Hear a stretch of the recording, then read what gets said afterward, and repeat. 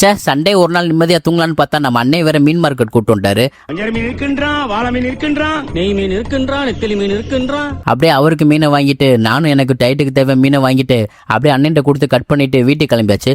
டைமை பார்த்தா விடிஞ்சிருச்சு. சரி இதுலங்க வீட்டில் போய் தூங்க அப்படியே சோகத்தோடய கிளம்பிட்டு இருந்தேன். இந்த பாலம் என்னைக்கு இடிய போதும் தெரில. நிறைய பேர் வீடியோ எடுத்தும் போட்டுட்டாங்க, நிறைய பேர் சொல்லவும் செஞ்சுட்டாங்க.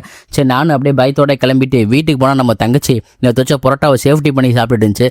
சரி அது நல்லா சாப்பிட்டுட்டு நம்மளாம் சாப்பிடக்கூடாதுன்னு வைராகத்தில் ஒரு வாட்டர் மெலனை கட் பண்ணேன்.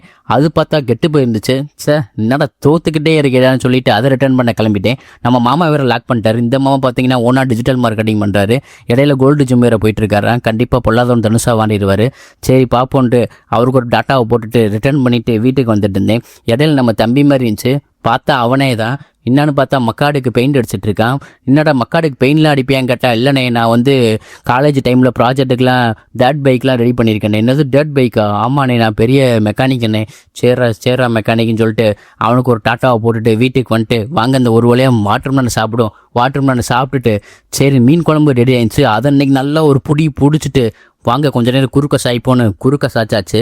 சரி அப்படியே எந்திரிச்சு சாயங்காலத்தில் ஒரு பிளாக் காஃபியை போட்டுட்டு நம்ம அம்மாச்சியை வேறு பார்க்கவே இல்லை. அவங்கள பார்க்கலான்னு போனால் அவங்க ஃபோன் பேசிகிட்டே இருக்காங்க, பிஸியாக வேறு இருந்தாங்க. எனக்கு தெரிஞ்சு அவங்க கமிட் ஆகிட்டாங்க, மூவ் ஆன் ஆகிட்டாங்க.